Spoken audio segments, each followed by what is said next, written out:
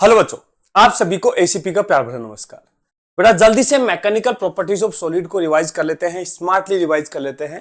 पहले हम इसकी थ्योरी देखेंगे जो कि बहुत छोटी सी है, ज्यादा कुछ नहीं है, बातें कुछ गिनी चुनी बातें बतानी है आपको, और फिर हम क्वेश्चंस प्रैक्टिस करेंगे। ठीक है, तो बहुत जल्दी से मैकेनिकल प्रॉपर्टीज ऑफ सॉलिड को कंप्लीट रिवाइज कर लेते हैं। देखो बेटा, सबसे पहले हम इसमें सीधा बात करते हैं स्ट्रेस और स्ट्रेन की। मैकेनिकल इस चैप्टर से जो क्वेश्चन आता है तो सीधा स्ट्रेस से पूछ लेता है कि स्ट्रेस क्या होगा डिफरेंट डिफरेंट पॉइंट्स के लिए। तो देखो, स्ट्रेस किसको कैसे डिफाइन किया जाता है। स्ट्रेस जो होता है इसको डिफाइन किया जाता है force per unit area. Force per unit area, force per unit area, ये स्ट्रेस होता है। जैसे मान लो ये एक वायर, कोई भी वायर है या रोड है, कुछ भी ऐसा मान लो, जिसके मान लो यहां ऐसे फोर्स लगाया गया इस तरीके से लेंथ के लो, तो ये फोर्स लगाया गया F, इसका cross sectional area is A। ठीक है, तो फोर्स अपॉन एरिया इसकी स्ट्रेस हो जाएगी इस वायर के अंदर। जहां भी जैसे फॉर एग्जांपल यहां स्ट्रेस निकालना है, तो यहां पे जो वायर पे टेंशन है वो टेंशन फोर्स का काम कर रहा है, तो टेंशन अपॉन एरिया स्ट्रेस हो जाएगा। तो यदि किसी वायर में किसी पॉइंट पर स्ट्रेस पूछा है तो बेसिकली तुम्हें टेंशन निकालनी है, और लॉज ऑफ मोशन में टेंशन निकालना सिखाया जाता है। ठीक है, तो कैसा भी क्वेश्चन आए तो मैं वहां की उस पॉइंट की टेंशन को एरिया से डिवाइड कर देना है। इसको बोलते हैं हम लॉन्गिट्यूडिनल स्ट्रेस। लॉन्गिट्यूडिनल स्ट्रेस, ठीक है, एफ अपॉन ए, एफ अपॉन ए, लेंथ के अलोंग जो स्ट्रेस आती है। दूसरा डिफाइन करते हैं स्ट्रेन। स्ट्रेन, स्ट्रेन क्या है, देखो जब ये फोर्स लगाएंगे तो इस फोर्स में स्ट्रेस के कारण इसमें इलोंगेशन आएगा। एक वायर को पकड़ के ऐसे जोर से खींचोगे तो इलोंगेशन आएगा। तो लेट सपोज इसमें डेल्टा एल लेंथ में इलोंगेशन आ गया, ये यहां तक ऐसे पहुंच गया इस तरीके से, ऐसे थोड़ी लेंथ बढ़ गई इसकी, तो ये हो गया L plus delta L. L जो है इसकी ओरिजिनल लेंथ थी, एल क्या थी, ओरिजिनल लेंथ। तो इसमें जो स्ट्रेन आएगा इसको हम बोलते हैं लॉन्गिट्यूडिनल स्ट्रेन। लॉन्गिट्यूडिनल स्ट्रेन, ठीक है, ये आएगा delta L upon L, change in length upon original length, ये लॉन्गिट्यूडिनल स्ट्रेन आ गया। ठीक है, लॉन्गिट्यूडिनल मतलब लेंथ के अलोंग की बात की जाती है, डेल्टा एल बाई एल। तो strain is basically change in dimension delta L upon L, original length. यदि मान लो इसी चीज को वॉल्यूम के टर्म्स में करें तो ये लिखा जाएगा delta V by V, delta V by V. कभी कभी कहीं से तुम्हें ये ऐसे देखने को मिल सकता है minus delta V by V. Actual में स्ट्रेस स्ट्रेन, ये इसको यदि हम पॉजिटिव डिफाइन करना चाहें तो डेल्टा वी, कई बार वॉल्यूम मान लो कंप्रेस करते हैं तो वॉल्यूम कम हो जाता है, तो डेल्टा वी निगेटिव होता है, उसे पॉजिटिव बनाने के लिए minus delta V by V भी लिख दिया जाता है। तो स्ट्रेस होता है force per unit area, strain होता है change in dimension upon original dimension. ठीक है, लॉन्गिट्यूडिनल स्ट्रेस स्ट्रेन की बात कर ली। अब देखो और भी टाइप की स्ट्रेस स्ट्रेन होती है, वो हम आगे अभी जब पढ़ेंगे तब देखेंगे। ठीक है, चलो हुक्स लॉ। हुक्स लॉ क्या होता है, देखो बेटा, हुक्स लॉ कहता है for small value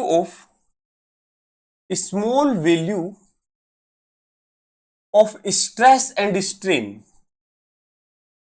small value of stress and strain, stress is directly proportional to strain, एक दूसरे के डायरेक्टली प्रोपोर्शनल होते हैं स्मॉल वैल्यू के लिए। बाद में ये प्रोपोर्शनलिटी खत्म हो जाती है। ठीक है, तो इस प्रोपोर्शनलिटी कांस्टेंट को हम बोलते हैं मॉडुलस ऑफ इलास्टिसिटी। ठीक है, stress is equal to E times of strain, तो यहां से E इज इक्वल टू आ जाएगा स्ट्रेस अपॉन स्ट्रेन,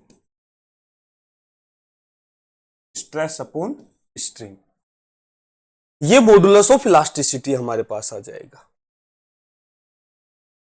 इसे याद रखना है फॉर्मूले को, modulus of elasticity, modulus of elasticity. ठीक है, अब देख इससे क्वेश्चन कैसा आता है।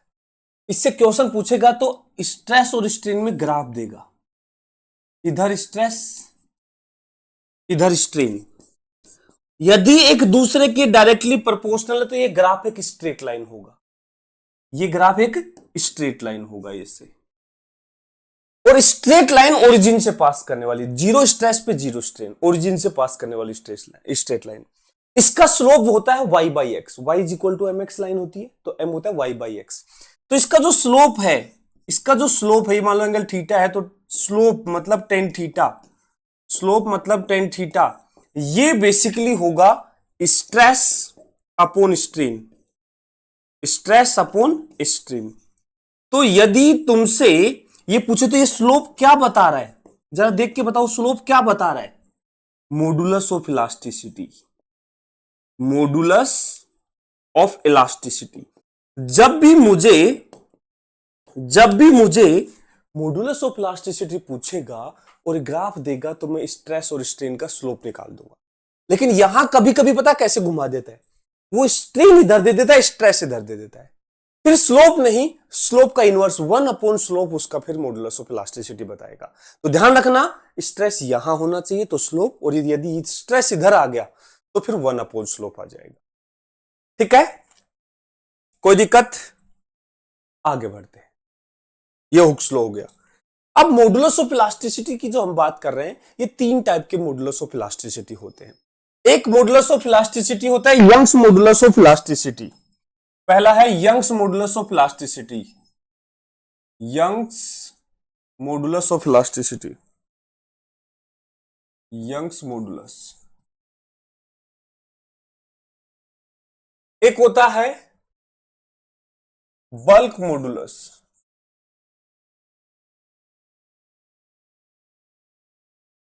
एक होता है मॉडुलस ऑफ रिजिडिटी।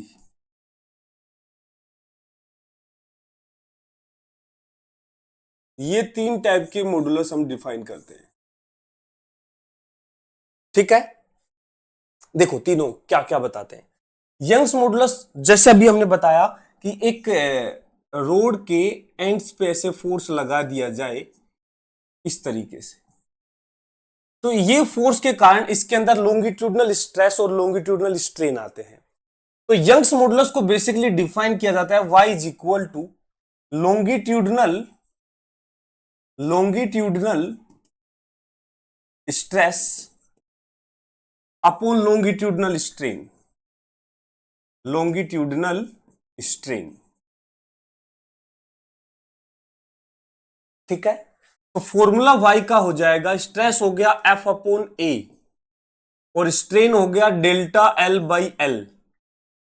ठीक है, तो यहां से ये फॉर्मूला आ गया। इस फॉर्मूले को ऐसे ना याद रख के डेल्टा L निकाल लिया जाता है, यहां से ये आता है FL अपॉन वाई ए। ये फॉर्मूला रट जाओ बेटा, मतलब इस चैप्टर में सबसे इंपॉर्टेंट जो फॉर्मूला है वो ये है, FL अपॉन वाई ए। F जो फोर्स लगाया या फिर वायर में जो टेंशन है, L उसकी लेंथ, Y यंग्स मॉडुलस, ए एरिया, डेल्टा L आता है इलोंगेशन। यदि एक वायर में ऐसे फोर्स लगाया जाए तो उसमें लेंथ में जो इलोंगेशन होगा डेल्टा L, वो यहां पे आ जाएगा FL upon Y A, elongation in wire. बहुत काम का फॉर्मूला है, याद रखना चाहिए। ठीक है, कोई दिक्कत इसमें? ओके। दूसरा होता है बल्क मॉडुलस। देखो बल्क मॉडुलस ऑफ इलास्टिसिटी क्या होता है, जैसे एक स्फीयर है बेटा, बल्क मॉडुलस हमें ये तो डिफाइन किया जाता है लॉन्गिट्यूड लेंथ वाले ऑब्जेक्ट्स के लिए, ये वॉल्यूम वाले ऑब्जेक्ट्स के लिए, जैसे सॉलिड वगैरह गैस जो होती है, सॉलिड लिक्विड गैस। ये यंग्स मॉडुलस हम किसी मटेरियल को पकड़ के ऐसा खींच रहे हैं, ये सॉलिड के लिए डिफाइन किया जाता है, सिर्फ सॉलिड के लिए, क्योंकि लिक्विड और गैस को ऐसे पकड़ के नहीं खींचा जा सकता। लेकिन bulk modulus of elasticity solid liquid gas तीनों के लिए डिफाइन किया जाता है। जैसे मान लो ये कोई हमारा एक स्फेरिकल ऑब्जेक्ट है, या कोई कंटेनर में गैस भरी हुई है, कोई लिक्विड भरा हुआ है, जो भी है, इस पे चारों तरफ से हमने ऐसे फोर्स लगा दिया इसे। अब ये फोर्स ऐसे, फोर्स पर यूनिट एरिया ऐसे लगाए जाते हैं, डीएफ परपेंडिकुलर ऐसे, और एरिया, इससे क्या होगा, ये थोड़ा सा ऐसे कंप्रेस हो जाएगा, कंप्रेस हो जाएगा। तो यहां पे हम इसको जो बल्क मॉडुलस है इसको डिफाइन करते हैं बीटा इज इक्वल टू, इसको बोलते हैं volumetric stress, volumetric stress. Upon volumetric strain. Volumetric strain है स्ट्रेस स्ट्रेन ही, लेकिन वॉल्यूम के ऊपर बोला गया है। तो बीटा जो है बेसिकली हमारे पास वॉल्यूमेट्रिक स्ट्रेस किसे बोलेंगे, ये फोर्स पर यूनिट एरिया। ये जो वॉल्यूमेट्रिक स्ट्रेस है this is DF perpendicular upon area D A. Force per unit area exactly pressure होता है, प्रेशर। तो ये बल्क मॉडुलस में वॉल्यूमेट्रिक स्ट्रेस जो होता है प्रेशर होता है, प्रेशर अपॉन वॉल्यूमेट्रिक स्ट्रेन होता है minus delta V by V. माइनस क्यों यूज किया मैंने अभी बताया था, यदि कंप्रेस करेंगे तो वॉल्यूम घटेगा तो चेंज निगेटिव हो जाएगा। कोई भी चीज कम होती है, घटती है तो चेंज निगेटिव होता है, तो minus delta V by V use कर लिया ताकि प्लस का आए बल्क मॉडुलस। ठीक है, तो बल्क मॉडुलस बेसिकली पॉजिटिव निकल के आना चाहिए, तो पी अपॉन ये। या फिर कहीं कहीं जैसे ये जो सॉलिड के लिए है कि सॉलिड पे हमने फोर्स लगाया, लेकिन लिक्विड और गैसेस का प्रेशर इंटरनल खुद का भी होता है, तो फिर हम यूज करते हैं कि हमने उनका जो एक्चुअल प्रेशर था उससे कितना चेंज किया है, तो उनके लिए हम delta P upon minus delta V by V use कर लेते। ये बल्क मॉडुलस हो गया। यदि मैं बात करूं सेम प्रेशर चेंज करूं सॉलिड लिक्विड गैस, तो सबसे ज्यादा वॉल्यूम में चेंज आएगा गैस के वॉल्यूम में, तो ये वाली चीज गैस के लिए सबसे ज्यादा होगी, तो बीटा गैस के लिए सबसे कम हो जाएगा क्योंकि ये नीचे है। तो सॉलिड का बीटा सबसे ज्यादा होगा, फिर लिक्विड का, फिर गैस का। ध्यान रखना चाहिए, बीटा सॉलिड जो है सबसे ज्यादा होगा, बीटा लिक्विड जो है कम होगा, बीटा गैस सबसे कम होगा। ठीक है, इसी के साथ साथ एक चीज और ध्यान रख लेनी चाहिए, compressibility. Compressibility is reciprocal of bulk modulus. Beta का इनवर्स जो होता है उसको हम बोलते हैं कंप्रेसिबिलिटी। जो जितना ज्यादा बल्क मॉडुलस रखेगा उसको कंप्रेस करना उतना ही मुश्किल होगा, उसकी कंप्रेसिबिलिटी उतनी ही कम होगी। तो सॉलिड की कंप्रेसिबिलिटी सबसे कम होती है और गैस की कंप्रेसिबिलिटी सबसे ज्यादा होती है। ये हो गया बल्क मॉडुलस। ठीक है, नेक्स्ट जो आता है मॉडुलस ऑफ रिजिडिटी। देखो ये डिफाइन किया जाता है कुछ शियर के केस के, जैसे मान लो ये कोई ऑब्जेक्ट है, ये कोई ब्लॉक टाइप में है, यहां से फिक्स किया गया इसको। अब इस ऊपर वाले जो एरिया है इसके परपेंडिकुलर फोर्स लगाते, यदि ऐसे फोर्स लगाते इसमें लॉन्गिट्यूडनल लेंथ के अलोंग कंप्रेशन आता। लेकिन मान लो फोर्स ऐसे लगा दिया जाए एफ टेंजेंशियल, एफ टेंजेंशियल मतलब एरिया के टेंजेंशियल ऐसे फोर्स लगा दिया जाए, तो ये ऐसे ब्लॉक है, ये इस तरीके से ऐसे टिल्ट हो जाएगा, तो ये यहां पे ऐसे आ जाएगा, ऐसे हो जाएगा। तो ये वाली लेंथ लेट सपोज एक्स आगे चली गई, एक्स, इसकी जो हाइट है इसको हम एच नाम दे देते हैं, तो यहां एक एंगल थीटा बन जाएगा, ये कुछ एंगल थीटा। ठीक है, तो यहां पे हम इसको हम बोलते हैं shear stress. Shear stress, shear stress क्या होता है, ये टेंजेंशियल फोर्स लगाया है वो अपॉन एरिया, एरिया ये वाला एरिया है जिसके टेंजेंशियल फोर्स लगाया है। ठीक है, tangential force upon area, this is shear stress. Shear strain, shear strain, shear strain जो है इसको डिफाइन करते हैं, ये जो चेंज हुआ डायमेंशन में इधर जो खिसकी है एक्स अपॉन टोटल हाइट जो इस पे फोर्स लगाया गया। इसको यदि देखा जाए तो बेसिकली ये लिखा हुआ है टेन थीटा। देखो ये लिखा हुआ है tan theta, tan theta. Tan theta क्या होता है, परपेंडिकुलर अपॉन बेस। परपेंडिकुलर, देखो इस ट्राइंगल में परपेंडिकुलर और बेस इस थीटा के लिए, और थीटा ये बहुत छोटा होता है क्योंकि ऐसा नहीं होता कि किसी एक क्यूब है उसको ऐसे धक्का मारा और बहुत ज्यादा हो जाता है, तो एंगल बहुत कम होता है। जब एंगल कम होता है तो टेन थीटा को लगभग थीटा लिख दिया जाता है, टेन थीटा को लगभग थीटा लिख दिया जाता है। तो ये मॉडुलस ऑफ रिजिडिटी बोलते हैं, इसको ईटा से लिखते हैं, ईटा से। मॉडुलस ऑफ रिजिडिटी को ईटा से लिखते हैं। तो eta is basically shear stress, shear stress, shear stress upon shear strain. तो ये क्या आ जाएगा, shear stress F tangential upon A, और शियर स्ट्रेन जो है वो थीटा आ जाएगा, तो ए थीटा। टेंजेंशियल फोर्स अपॉन ए थीटा, ये हमारा आ जाएगा मॉडुलस ऑफ रिजिडिटी। लेकिन सबसे ज्यादा काम का है यंग्स मॉडुलस ऑफ रिजिडिटी, जिसमें ये फॉर्मूला बहुत ज्यादा काम का है। दूसरे नंबर पे बल्क मॉडुलस। शियर मॉडुलस या मॉडुलस ऑफ रिजिडिटी जो है उसको बहुत कम काम में आता है वो एग्जाम पॉइंट ऑफ व्यू से, बट फिर भी एक बेसिक फॉर्मूला याद रखना चाहिए। ठीक है, next breaking stress and breaking force, इसके बारे में थोड़ा हमें आइडिया होना चाहिए बेटा। देखो, एक वायर को ऐसे फोर्स लगा के खींचते हैं तो वो स्ट्रेस जिसपे वो मटेरियल टूट जाएगा, that is called breaking stress. मतलब ऐसे फोर्स लगा के खींचा तो किसी क्रॉस सेक्शन में कोई स्ट्रेस आएगी, तो स्ट्रेस क्या होती है? Force upon area. तो वो स्ट्रेस जिसपे मटेरियल टूट जाएगा, ये बेटा मटेरियल की प्रॉपर्टी होती है, ज्योमेट्री से कोई लेना देना नहीं होता है। Breaking stress is only property of material. एक आयरन है तो उसके लिए फिक्स है ब्रेकिंग स्ट्रेस, कॉपर है तो उसके लिए फिक्स है। मतलब एक वायर है, चाहे वो कितना ही पतला वायर है, कितना ही मोटा वायर है, एक मटेरियल का, तो उसकी ब्रेकिंग स्ट्रेस फिक्स हो चुकी है। लेकिन ब्रेकिंग फोर्स, फोर्स फर्क पड़ता है। हम जानते हैं पतले वायर को तोड़ना आसान है, मोटे वायर को तोड़ना मुश्किल है, वो तो फोर्स से डिसाइड होता है। लेकिन ब्रेकिंग स्ट्रेस दोनों के लिए सेम होगी यदि दोनों का मटेरियल सेम है तो। ये ध्यान रखने वाली चीज है। ठीक है, शेप और साइज के ऊपर डिपेंड नहीं करती है ब्रेकिंग स्ट्रेस, लेकिन फोर्स डिपेंड करता है। क्लियर? Elastic energy density.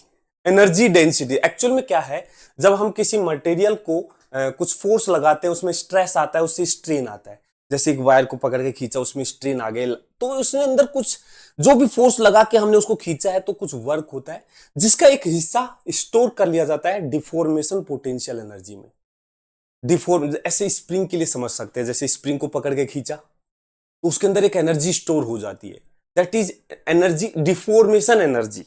ठीक है, तो वो एनर्जी डेंसिटी कितनी होती है किसी मटेरियल के अंदर, तो एक फॉर्मूला है, बहुत काम का फॉर्मूला है। पहले तो एनर्जी डेंसिटी क्या होती है? Energy per unit volume. Energy per unit volume is energy density. ठीक है, एनर्जी पर यूनिट वॉल्यूम।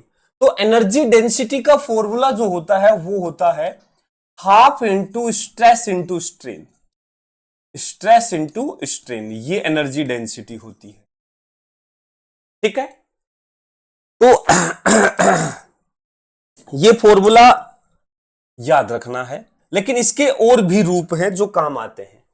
कई बार क्या होता है, हमें स्ट्रेस स्ट्रेन दोनों नहीं पता होता है, दोनों में से एक पता होता है, तो हम ऐसा कर सकते हैं, stress sorry y is equal to होता है स्ट्रेस अपॉन स्ट्रेन होता है। तो यहां से स्ट्रेस को हम y इंटू स्ट्रेन भी लिख सकते हैं, तो स्ट्रेस को y इंटू स्ट्रेन लिखोगे तो एनर्जी डेंसिटी का जो फॉर्मूला है ये आ जाएगा half into y into strain का स्क्वायर। ये भी एनर्जी डेंसिटी होगी। हम चाहें तो स्ट्रेन को हटा सकते हैं, स्ट्रेन को लिखेंगे स्ट्रेस अपॉन y, तो एनर्जी डेंसिटी का फॉर्मूला ये भी हो जाएगा कि हाफ इंटू स्ट्रेस का स्क्वायर अपॉन y। तो ये तीनों ही एनर्जी डेंसिटी के फॉर्मूले इजीली कन्वर्ट किया जा सकता है। यदि टोटल डिफॉर्मेशन एनर्जी चाहिए, total deformation energy, deformation potential energy,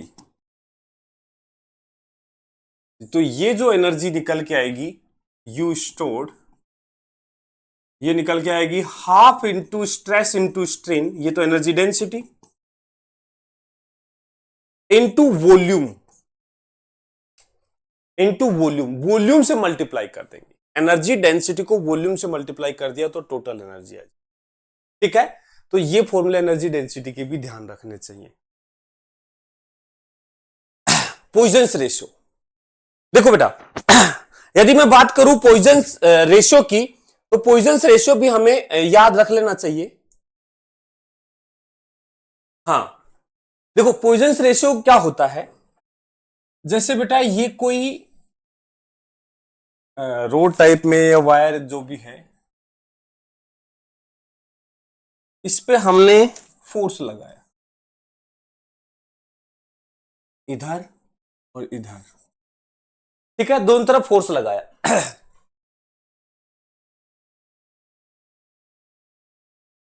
इससे क्या होगा, इसकी लेंथ थोड़ी बढ़ जाएगी, लेकिन लेंथ बढ़ेगी तो हो सकता है क्रॉस सेक्शनल एरिया कम हो जाए।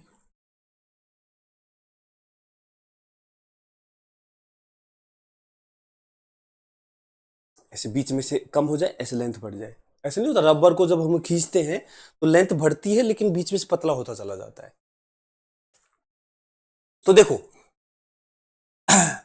इसका जो लेंथ है वो डेल्टा एल से बढ़ गया, एल प्लस डेल्टा एल हो गया, लेकिन इसकी जो रेडियस है, रेडियस वो आर से डेल्टा आर कम हो गई, R minus delta R, radius जो है आर से कम हो गई, आर माइनस डेल्टा आर। तो दो टाइप की स्ट्रेन यहां पे आती है, एक आती है lateral strain, lateral strain, lateral मतलब cross section wise, cross section मतलब रेडियस के फॉर्म में हम लिखेंगे। तो लेटरल स्ट्रेन बेसिकली होगा डेल्टा आर बाई आर,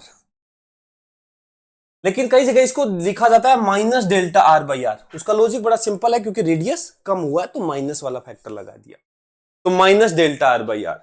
एक होता है longitudinal strain, longitudinal strain, longitudinal strain जो है ये हो जाएगा डेल्टा एल बाई एल। ठीक है, तो यहां पे पॉइजन्स रेशियो हम डिफाइन करते हैं, तो पॉइजन्स रेशियो को मैं सिग्मा से लिखता हूं, सिग्मा से, सिग्मा से। तो sigma will be, sigma will be sorry lateral, lateral strain upon longitudinal strain का रेशियो, लॉन्गिट्यूडिनल स्ट्रेन का रेशियो, ये होता है पॉइजन्स रेशियो। तो sigma will be minus delta R by R upon delta L by L, ये आ जाएगा sigma. ठीक है, तो बेसिकली बस ये फॉर्मूला याद रख लेना चाहिए, ओके, पॉइजन्स रेशियो का। चलिए इसके बाद देखो एक्सपेरिमेंटल वाला पोर्शन इस बार ऐड हुआ, तो उसमें एक मेन चीज जो मैं बता रहा हूं वो ये है, शेरलीज एक्सपेरिमेंट। यहां से क्वेश्चन बन सकता है। इसमें जो काम का फॉर्मूला है वो बताता हूं, और वो अभी बता भी चुका हूं। एक्सपेरिमेंट क्या है, एक्सपेरिमेंट एक वायर है, वायर में स्ट्रेस और स्ट्रेन का ग्राफ बनाया जाता है। कैसे, इस वायर में स्ट्रेस बढ़ाया जाता है, स्ट्रेस बढ़ाने के लिए इस पे फोर्स लगाना पड़ेगा, वेट लगाना पड़ेगा, तो नीचे वेट ऐड किया गया, इस वेट को बढ़ाते जाएंगे तो स्ट्रेस बढ़ता जाएगा उससे स्ट्रेन आता जाएगा, और उस स्ट्रेस और स्ट्रेन के ग्राफ को हम प्लॉट करते जाएंगे। तो देखो बढ़ाते जा रहे हैं, बढ़ाते जा रहे हैं, तो इससे स्ट्रेन मतलब इलोंगेशन आएगा इसमें। तो इसके पीछे जो मेन फॉर्मूला है वो ही है जो इलोंगेशन का फॉर्मूला हमने याद किया था, delta L is equal to F L upon Y A. Formula यही है, फॉर्मूला यही है, delta L is equal to F L upon Y A, कोई नया फॉर्मूला यहां नहीं है। ठीक है, यही फॉर्मूला हमें याद करना है। एफ क्या है, जो वेट लगाया गया है, एम जी उसका, एल उसकी लेंथ है, वाई यंग्स मॉडुलस है, ए एरिया है, डेल्टा एल इसमें इलोंगेशन है। ठीक है, तो ये इलोंगेशन का फॉर्मूला है यहां से एक स्ट्रेस और स्ट्रेन का ग्राफ बनाते हैं, वो जो ग्राफ है वो ऐसा आता है।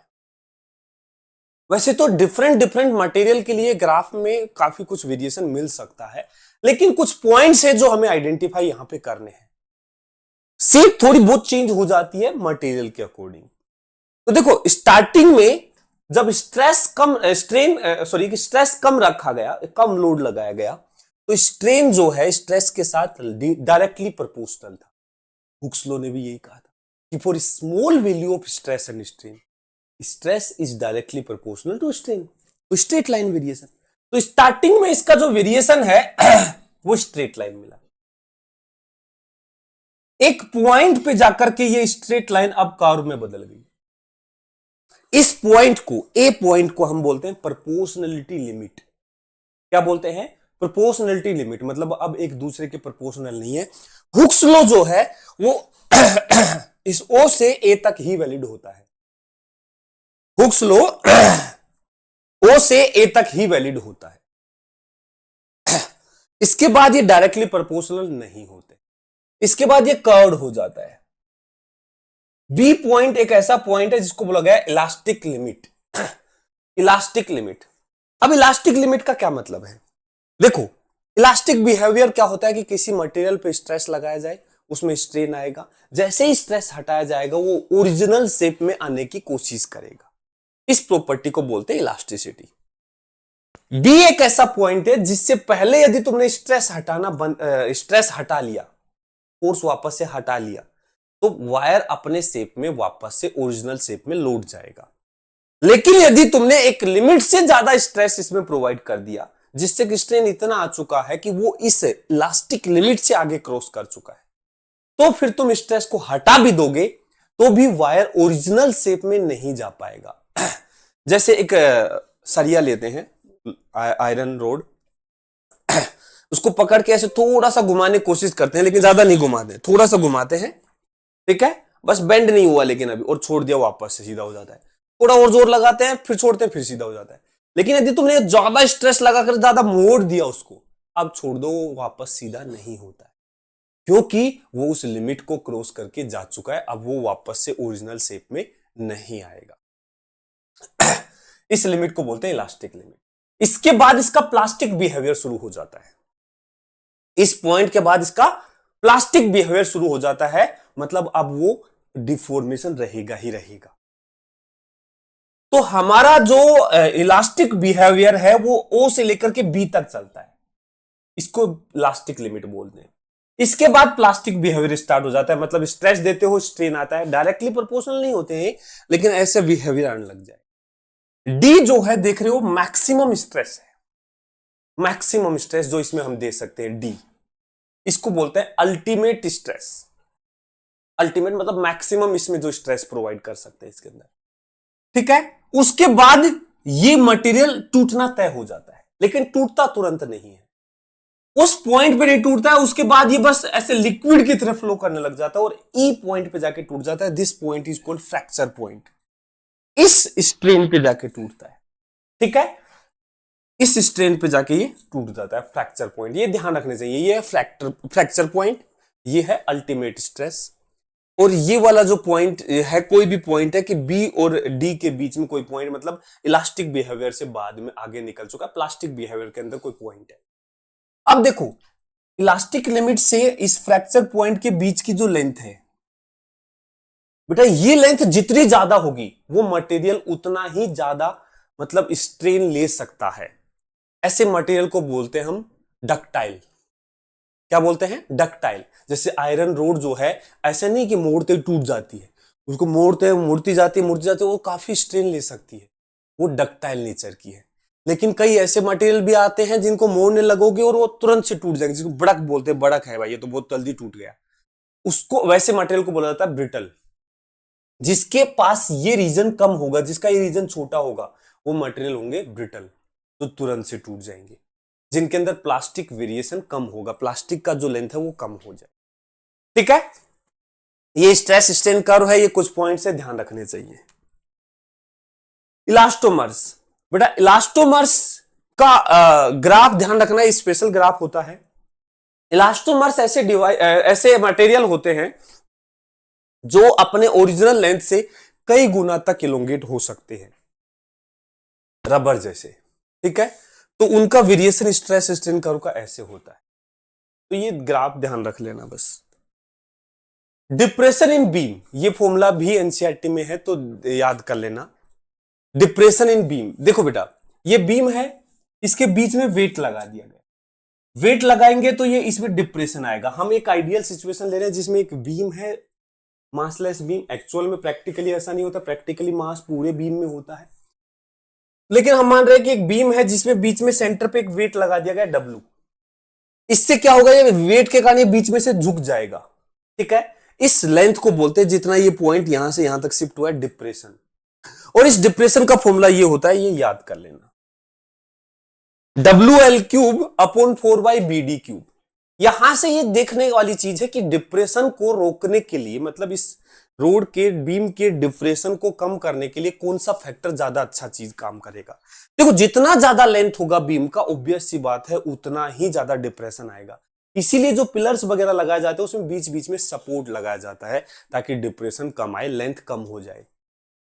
यंग्स मॉडुलस के इनवर्सली प्रोपोर्शनल है, जितना ज्यादा यंग्स मॉडुलस होगा उतना ही कम डिप्रेशन आएगा, ठीक है। और बीओडी दो डायमेंशन है, बी है ब्रेथ, डी है डेप्थ। ब्रेथ मतलब इस बीम की चौड़ाई, ऐसे हॉरिजॉन्टल चौड़ाई। डेप्थ है वर्टिकल डेप्थ, ठीक है। तो ब्रेथ और डेप्थ दोनों ही डिप्रेशन को रोकते हैं, लेकिन ज्यादा इफेक्टिव कौन है? डेप्थ। इसीलिए तुम देख रहे हो कि आजकल जो पुल वगैरह बनाए जाते हैं उसमें जो बीम लगाए जाते हैं उसकी ये वाली चौड़ाई फिर भी कम होती है, लेकिन ये वाली चौड़ाई ज्यादा रखी जाती है, क्योंकि डेप्थ जो है वो ज्यादा अच्छे से रोक पाएगी, क्योंकि डेप्थ के क्यूब के इनवर्सली प्रोपोर्शनल है, ठीक है। जितना बड़ी मोटाई ये होगी वो बीम उतना ही कम डिप्रेस होगा। ये हो गया, ये ध्यान रखना चाहिए। अब देखो, जैसे यदि मान लो बीम को हमने कहा ठीक है हम ऐसा ऐसा बीम बनाएंगे जिसकी डेप्थ अच्छी खासी रख देंगे, ब्रेथ कम रख देंगे। इससे भी एक दिक्कत हो जाती है, इससे उस बीम में बकलिंग हो जाती है, बकल हो जाता है। मतलब क्या होता है कि ऐसे समझो कि यदि तुमने ये लेंथ ज्यादा रख दी तो वो ऐसा है, वो ऐसे तो नहीं झुक पाएगा, लेकिन लोड आने पर वो ऐसे टेढ़ा मेढ़ा हो जाएगा, साइड में ऐसे निकल जाएगा, इस साइड से बकल हो जाएगा। मतलब यदि तुमने ऐसे बीम को रखा तो वो नीचे नहीं झुक पाएगा, लेकिन ऐसे बेंड हो जाएगा और डैमेज हो जाएगा। इसको रोकने के लिए बीम को आई शेप का बनाया जाता है, आई शेप का, ये और ये डेप्थ डिप्रेशन रोकने का काम करेगी, और ये वाली जो साइड में ये जो दिया गया है ये इसको बकलिंग रोकेगी, इसकी ऐसे शेप का बनाया। तो याद हो तो पुराने टाइम में देखा हो गार्टर वगैरह जो होते थे, जो लोहे की वो सपोर्ट डाली जाती थी, वो आई शेप की होती थी, वो इसीलिए ताकि डिप्रेशन भी रोक पाए और बकलिंग भी रोक पाए, ठीक है।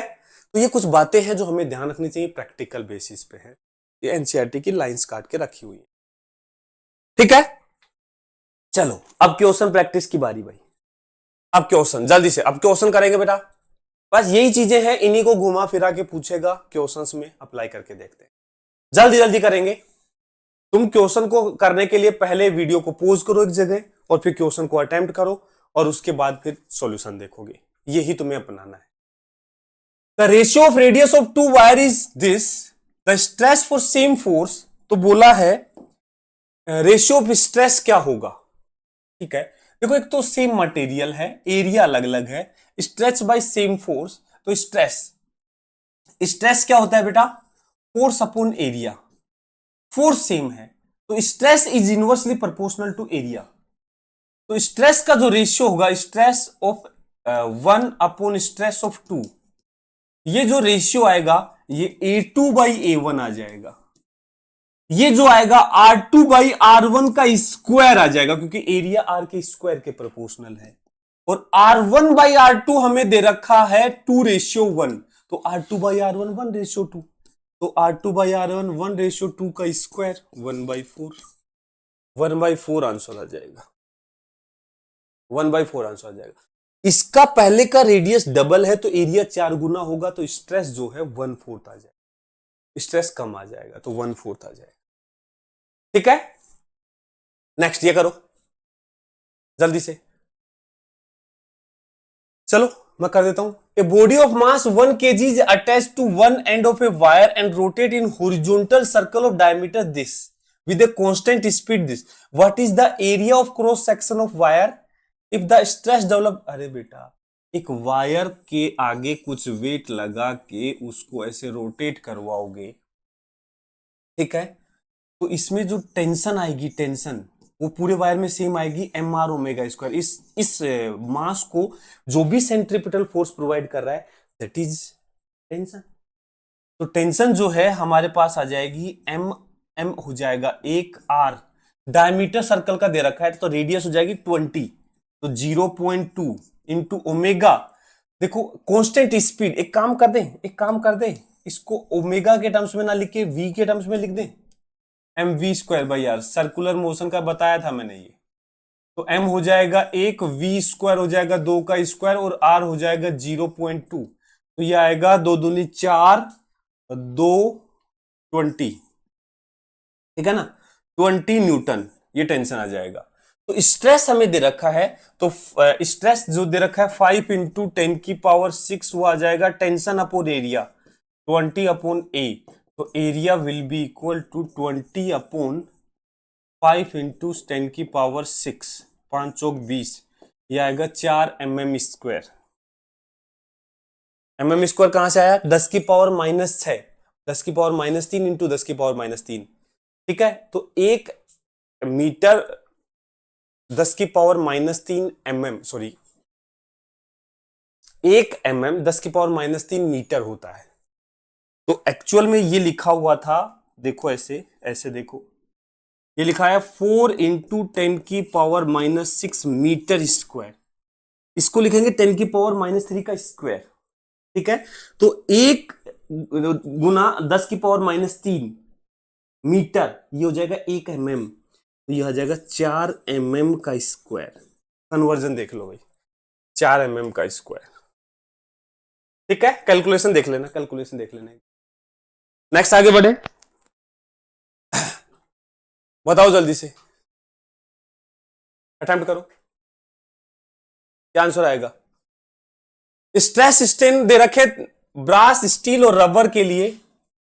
देखो जिसका यंग्स मॉडुलस सबसे ज्यादा वाई किसका होता है? स्टील का होगा, स्टील का इनमें से, फिर वाई ब्रास का होगा, रबर का वाई सबसे कम होता है, ध्यान रखना। वैसे तो पता ही होगा, तो वाई नहीं पता है तो याद रखना, रबर का वाई सबसे कम होता है, और वाई यहां स्लोप से रिप्रेजेंट करा जाएगा। तो ए हो जाएगा स्टील, बी हो जाएगा ब्रास, सी हो जाएगा रबर। तो steel brass rubber, steel brass rubber, steel brass rubber, answer C, answer C.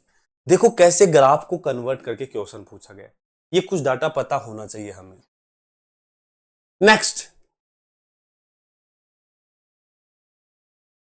one end of a steel wire of diameter of area of cross section 3 mm², ठीक है, is attached to a ceiling of an elevator moving up an acceleration 2.2, ठीक है। If load of 8 kg attached to spring then stress down, देखो वापस से वही चीजें हैं, मैकेनिक्स घुसा के बस क्वेश्चन पूछा गया है। ये एक एलिवेटर है जिसमें एक वायर लगा रखा है, जिसके 8 किलो का मास लगा रखा है, ठीक है। ये ऊपर जा रही है 2.2 मीटर पर सेकंड स्क्वायर से। तो इस केस में हम जी इफेक्टिव यूज लेते हैं, जी इफेक्टिव का कंसेप्ट बताया था मैंने, जी प्लस ए।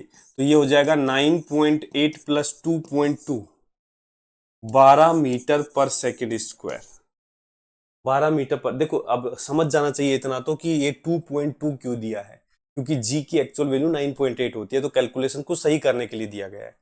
तो टेंशन जो आ जाएगी वो आएगी m इंटू जी इफेक्टिव, तो ये आएगा m है 8 और जी इफेक्टिव है 12, 12 8 96 न्यूटन, 96 न्यूटन टेंशन आ जाएगी। तो स्ट्रेस जो है वो होती है टेंशन अपॉन एरिया, टेंशन दे रखा है 96 और एरिया हमें दे रखा है 3 mm², 3 गुना 10⁻⁻6, तो यह आएगा 3 3 9, 3 दूनी 6, 32 into 10⁻6 newton upon metre square. Stress की यूनिट प्रेशर के जैसी ही होती है, ये लो आंसर होगा। देखो ऐसे आसान क्वेश्चन नीट में ऐसे पूछे जाते हैं बेटा, ठीक है, ये क्वेश्चन गलत नहीं होना चाहिए इस बार। ये देखो दो वायर हैं, सेम मटेरियल के हैं, मतलब वाई सेम है। The wire A has length L and diameter D, while the wire B has length 2L, diameter D/2. If the two wire are stretched by same force, force भी same लगाया है। Elongation in A divide by elongation in B, delta L A upon delta L B पूछा है यार। Delta L होता है F L upon Y A, तो force मान लो एफ लगाया, लेंथ है पहले वाले की एल अपॉन वाई इंटू पहले वाले का एरिया मान लेता हूं ए, डायमीटर डी था, दूसरे वाले पे फोर्स तो सेम लगाया है, लेंथ है 2L अपॉन मटेरियल सेम है, वाई तो वाई रहेगा। एरिया बेटा डायमीटर आधा किया तो एरिया आ जाएगा 1/4 A/4, A/4। तो देखो ये FL से FL गया, YA से YA गया, ये 4 देखो इसके नीचे है तो यहां मल्टीप्लाई में आएगा, तो यह आ जाएगा 1/4 ये यहां 4 दूनी 8 हो जाएगा, 1/8, 1/8 आंसर आ जाएगा। ये लो, ये ध्यान रखना, इस 4 को यहां मत ले आना। A/B, C/D, और D वाले के भी नीचे लिखा हुआ है, तो पहले इसको निपटाओ भाई, इसको। A/4 को ऊपर लिखोगे तो ये 8 ऊपर हो जाए, 4 इंटू 2 8 हो जाएगा। अब ये 4 चीजें डिवाइड में है, तो ऊपर ऊपर वालों को इनसे मल्टीप्लाई, ये वाले इनसे, कैलकुलेशन देख लो। Next, substance break down by stress this, ये ब्रेकिंग स्ट्रेस है, इतने में टूट जाता है। इफ डेंसिटी ऑफ मटेरियल दे रखा है वायर का, length of wire of the substance which will break under its own weight when suspended vertically. देखो, एक वायर जो है एक लिमिट से ज्यादा लेंथ का हैंग नहीं किया जा सकता, क्योंकि वो खुद ही टूट जाएगा, क्योंकि उसके खुद के वायर के वेट के कारण उसमें स्ट्रेस आएगा और वो ब्रेकिंग स्ट्रेस से बढ़ने लगेगा तो टूट जाएगा। ऐसे लटका रखा है, लेट सपोज L लेंथ का वायर लटका रखा है, ठीक है। इस ब्रेकिंग स्ट्रेस को मैं नाम दे देता हूं सिग्मा, अल्टीमेट स्ट्रेस है ये, इतने पे टूट जाएगा। तो अब देखो ध्यान से, इस वायर जब हैंग किया गया तो सब टूटेगा कहां से, किस पॉइंट से टूटने के चांस होंगे? यूनिफॉर्म वायर है तो टूटने के चांस उस पॉइंट से होंगे जहां सबसे ज्यादा टेंशन होगी, क्योंकि वहां सबसे ज्यादा स्ट्रेस होगी, वहां से टूट जाएगा। और टेंशन सबसे ज्यादा जो है वो इस पॉइंट पे होगी, मैक्सिमम टेंशन है, मैक्सिमम टेंशन इस पॉइंट पे होगी, ठीक है। तो तुम क्या करो, इस स्ट्रेस को, सिग्मा को बराबर कर दो यहां की टेंशन। बताओ यहां टेंशन कितनी होगी, जो भी टेंशन है अपॉन एरिया की टेंशन कितनी होगी, इसके पूरे वेट के बराबर, और वेट है mg, पूरे mg की टेंशन यही आ रही होगी अपॉन एरिया। तो सिग्मा दे रखा है 10 की पावर 6, इसको एक काम करते हैं, सिग्मा ही रहने देते हैं, अभी हम थोड़ा सोल्व करके पहले फॉर्मूला बना लेते हैं। मास को लिखेंगे डेंसिटी इंटू वॉल्यूम, वॉल्यूम को लिखेंगे एरिया इंटू लेंथ, ये मास हो गया, इंटू जी अपॉन एरिया, ये कैंसिल हो जाएगा। तो यहां से जो मैक्सिमम लेंथ निकल के आएगी वो आएगी सिग्मा अपॉन रो जी, ये फॉर्मूला भी याद कर सकते हो, अदरवाइज कोई टफ काम नहीं किया है। ये आएगा 10 की पावर 6 अपॉन रो, कितना है रो, 3 गुना 10 की पावर 3 इंटू जी, तो ये आएगा 10 की पावर 4, तो ये आएगा 100/3, लगभग 33.33 न्यूटन टेंशन आएगी, लगभग 33.3 टेंशन आ जाएगी। ओ सॉरी, टेंशन ये लेंथ है, ये 33 मीटर लेंथ के बड़ा वायर वो हैंग नहीं हो सकता। तो ऐसा क्वेश्चन भी हमें आना चाहिए। देखो, सिंपल स्ट्रेस का क्वेश्चन है, बस उसी को घुमा के पूछा गया है। एक थ्योरेटिकल क्वेश्चन देखो, which one of the following statement is wrong, Young's modulus for a perfectly rigid body is 0, ये गलत है, इसलिए ये आंसर होगा। इनकरेक्ट पूछा है, रॉन्ग। बेटा परफेक्टली रिजिड बॉडी के लिए यंग्स मॉडुलस इनफाइनाइट होगा, क्योंकि रिजिड बॉडी मतलब उसकी लेंथ में चेंज नहीं हो सकता। तो स्ट्रेस अपॉन स्ट्रेन, स्ट्रेन तो 0 आएगा, स्ट्रेन तो 0 आएगा, चेंज ही नहीं हो सकती उसकी डायमेंशन, रिजिड है वो, तो ये यंग्स मॉडुलस इनफाइनाइट है। Work modulus is relevant for solid liquid gases, सही बात है। Young's modulus and shear modulus are relevant for solid, ये बात भी सही है, सॉलिड के लिए ही होते हैं। ये पॉइंट ध्यान रखने वाले चाहिए, एक एक पॉइंट बहुत अच्छा है इसका। The stretching of coil spring is determined by its shear modulus, सही बात है। एक स्प्रिंग को जब ऐसे खींचते हैं तो स्प्रिंग ऐसे हेलिकल शेप की होती है, तो जब ऐसे खींचते हैं तो देखो स्प्रिंग ऐसे शेप की है, ऐसे शेप की, तो इसको ऐसे टेंजेंशियली खींचा जाता है, इस एरिया के ऐसे टेंजेंशियली, तो ऐसे तिरछी खींचती है ये, ठीक है। तो ये शियर स्ट्रेस का ही रोल होगा इसमें। इसका आंसर कर दिया हमने, ठीक है। Next, 4 wire whose length and diameter respectively are given below, ठीक है। Which of these will have the highest extension when the same tension is applied, यदि सब में सेम टेंशन लगाएंगे तो हाईएस्ट एक्सटेंशन मतलब डेल्टा एल, ठीक है, ये होता है F L upon Y A. आप देखो क्या क्या सेम है वो देखो, 4 वायर हैं जिसके लेंथ और डायमीटर रेस्पेक्टिवली दे रखे हैं हमें, ठीक है, सेम नहीं है। सेम क्या है, सेम मटेरियल है, मतलब वाई सेम है। Have largest extension when same tension, देखो ये एफ सेम है और वाई सेम है, तो basically delta L will be proportional to length upon area. Length और एरिया का रेशियो निकालना है, और डायमीटर हमें दे रखा है, एरिया हम उसे निकाल लेंगे। डायमीटर हमें दे रखा है, ठीक है। एक सेकेंड,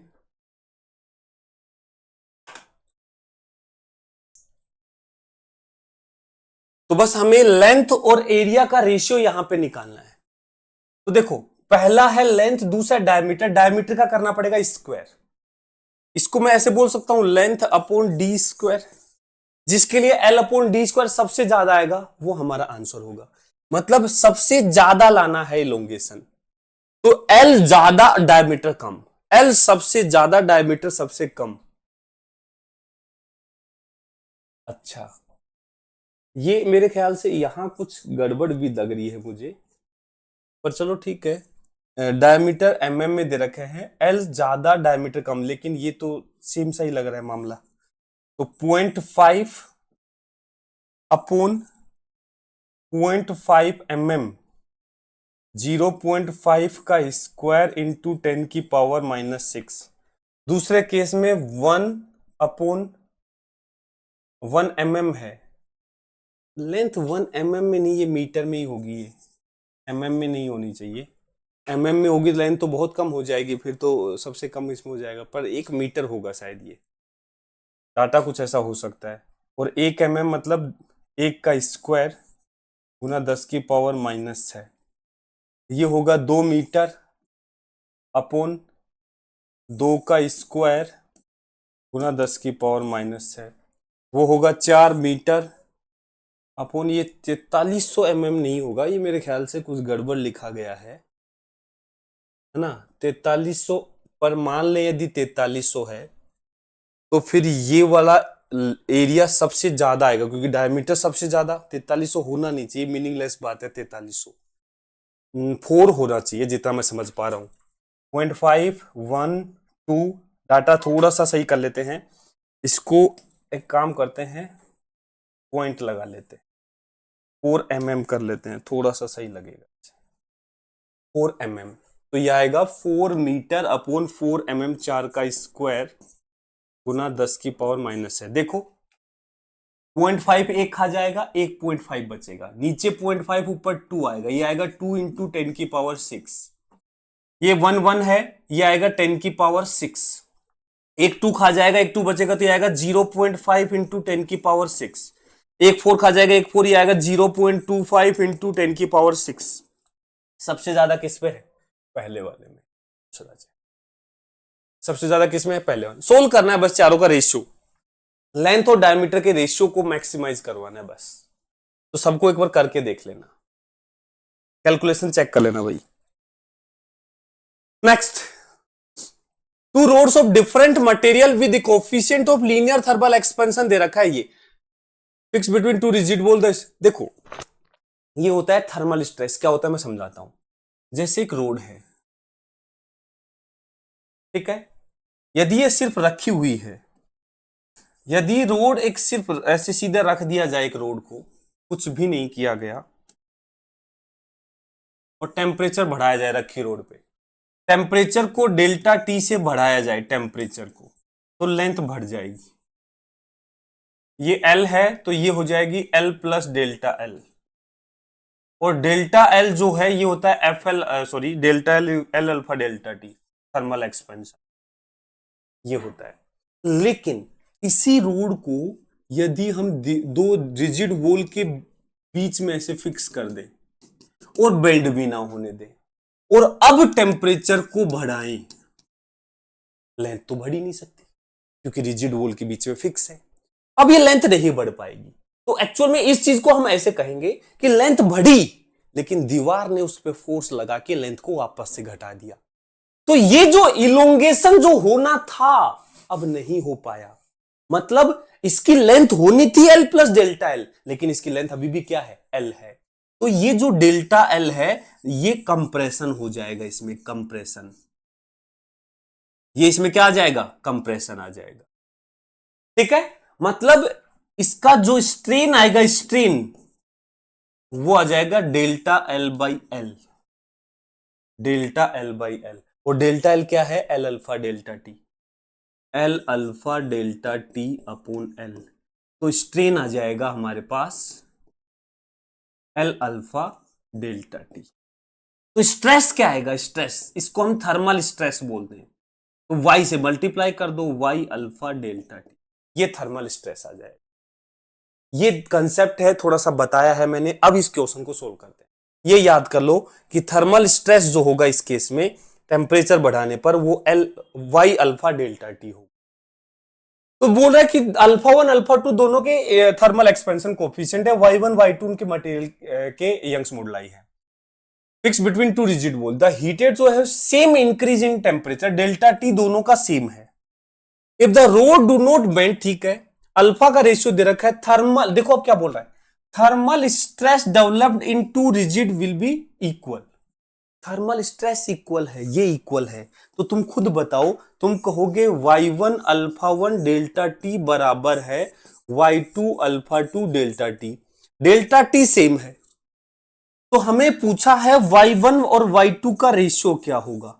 हम कहेंगे अल्फा 2 और अल्फा 1 के बराबर होगा। अल्फा 1 अल्फा 2 2:3 है, तो ये 3:2 हो जाएगी, 3:2 हो जाएगी।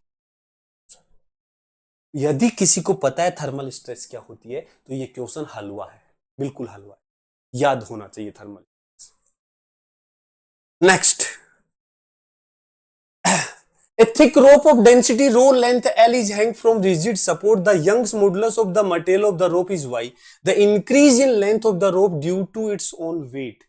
खुद के वेट के कारण लेंथ में कितना इंक्रीमेंट होगा, delta L is equal to. अब देखो ये थोड़ा सा अलग केस है, इसमें क्या है, इसमें देखो खुद के वेट के कारण जब एक रोड ऐसे लगाई जाती है और खुद का वेट ऐसे लिया जाता है, इसका खुद का वेट, तो इस रस्सी में पूरे में टेंशन सेम नहीं होगी। यहां देखोगे टेंशन होगी 0, यहां देखोगे टेंशन होगी mg, टेंशन बढ़ रही है, टेंशन जो है ऊपर जाने पर बढ़ रही है। तो इस केस में अब पूरे में टेंशन तो सेम है नहीं, तो delta L F L upon Y ये तो लिख नहीं सकता, डेल्टा एल लिखेंगे F average L upon Y A, ऐसे याद कर लो। अब यहां 0 यहां mg, तो एवरेज टेंशन क्या होगी, 0 plus mg by 2 average L upon Y A. तो ये याद रख लो, डेल्टा एल खुद के वेट के कारण आ गया mgl अपॉन 2ya। यदि ये मासलेस वायर होता और एक वेट m लगाया होता, मास m लगाया होता, तब तो टेंशन पूरे में सेम होती, तो mgl अपॉन ya। लेकिन खुद के वेट के कारण पूरे में टेंशन सेम नहीं होती है, यहां 0 है और बढ़ते बढ़ते यहां मैक्सिमम है, तो उस केस में mgl अपॉन 2ya आ जाएगा। अब ये फॉर्मूला तो डेंसिटी के टर्म्स में दे रखा है, तो कन्वर्ट कर लो। तो क्या लिखोगे, m को लिखोगे density rho into volume area into length, g L upon 2ya, ए गया, तो डेल्टा एल आ जाएगा rho g L square upon 2y, rho g L square upon 2y answer आ जाएगा, ये आंसर आ जाएगा। ठीक है, अच्छा क्वेश्चन है। आगे ये देखो नीट में पूछा हुआ क्वेश्चन है, क्या बोल रहा है, a wire of length L, area of cross section A, hang from a fix support. L length का एक क्रॉस सेक्शन को वायर लटका रखा है। The length of wire changes L1 when a mass m is suspended from free end. पहले ये सिर्फ ऐसे हैंग किया हुआ था, जब इससे एक मास लगाया गया तो इसकी लेंथ थोड़ी बढ़ गई, यहां से यहां तक बढ़ गई डेल्टा एल से, पहले L था अब L1 हो गया, तो डेल्टा L कितना हो जाएगा, L1 माइनस L।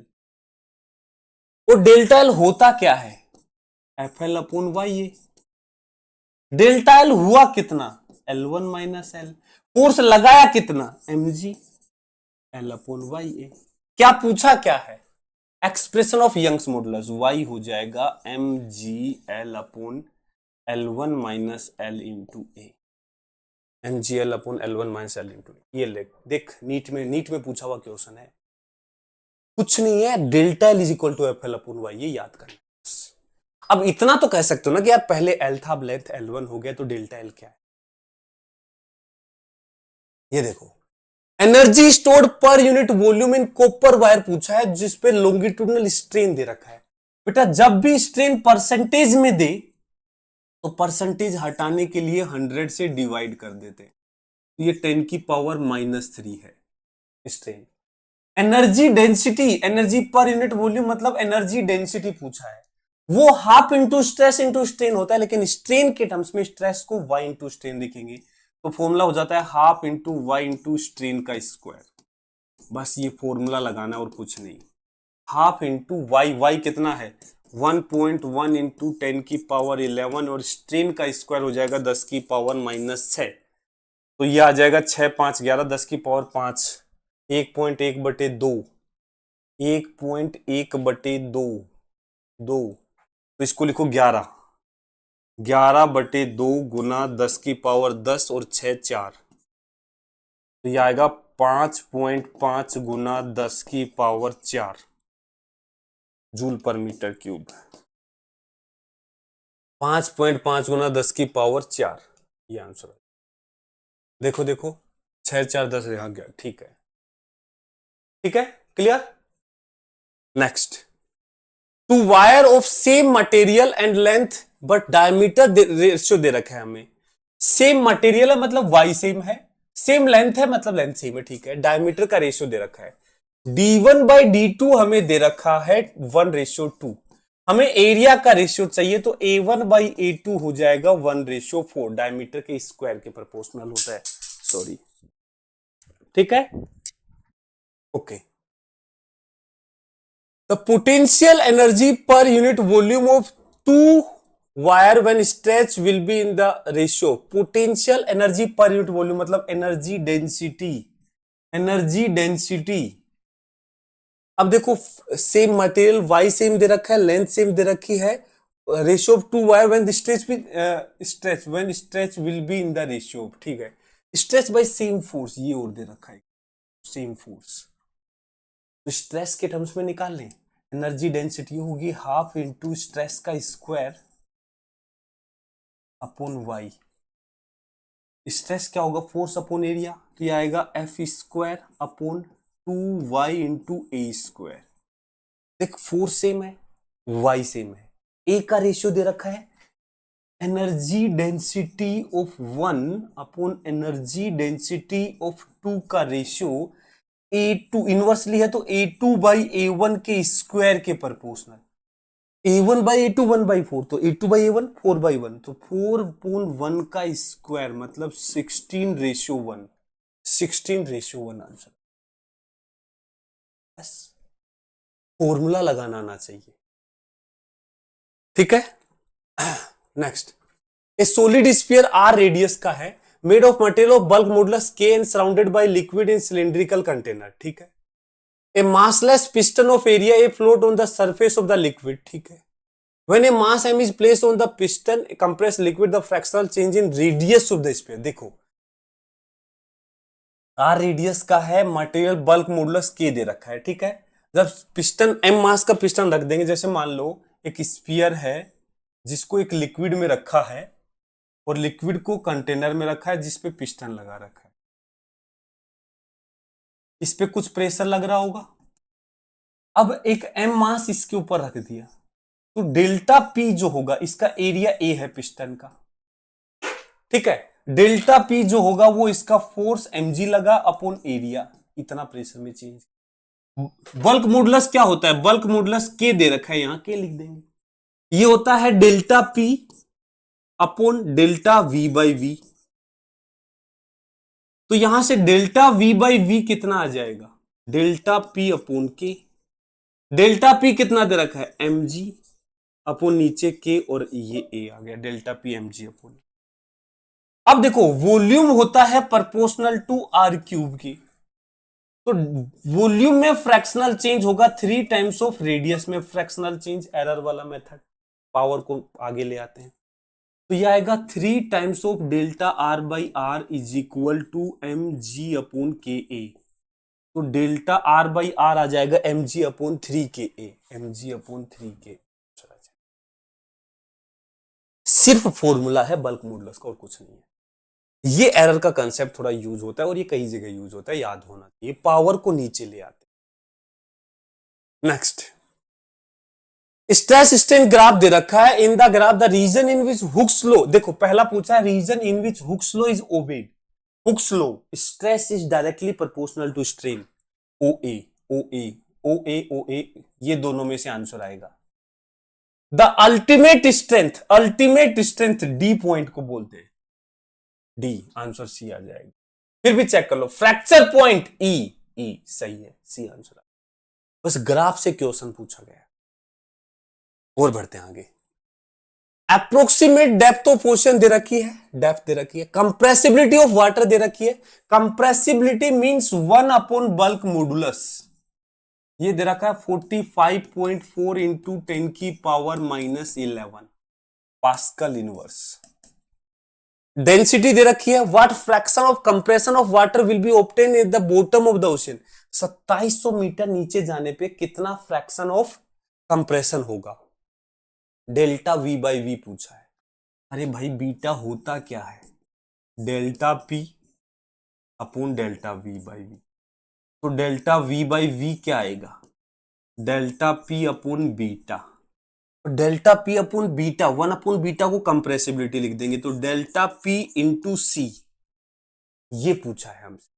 तो delta V by V fractional volume में कंप्रेशन, मतलब कितना कंप्रेशन हुआ है वो है। डेल्टा पी आएगा रो जी एच इंटू सी। रो दे रखा है 1000, जी 10, एच 2700, कंप्रेसिबिलिटी 45.4 इंटू 10 की पावर -11। बताओ भाई, 3 और 1 4 और 2 6 ये खा जाएंगे, 5 बचेंगे। तो 27 गुना 45.4 गुना 10 की पावर -5, तो लगभग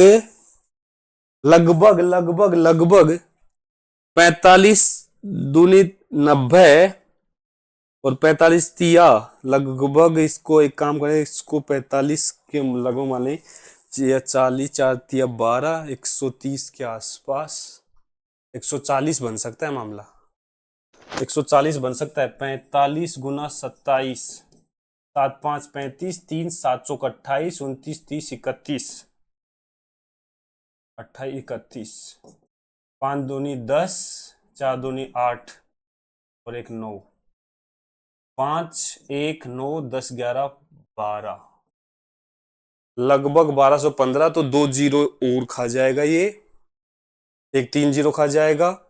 हाँ 1.2 के लगभग आएगा भाई, 1.2 के लगभग आएगा। कैलकुलेशन देख लेना भाई, कैलकुलेशन देख लेना, ठीक है। तो ये हमारे क्वेश्चंस थे मैकेनिकल प्रॉपर्टीज ऑफ सॉलिड के। तो ये चैप्टर कर लो एक बार, क्वेश्चन कर लो, बस इसमें इससे ज्यादा करने की जरूरत नहीं है। ओके बेटा, thank you very much, bye bye.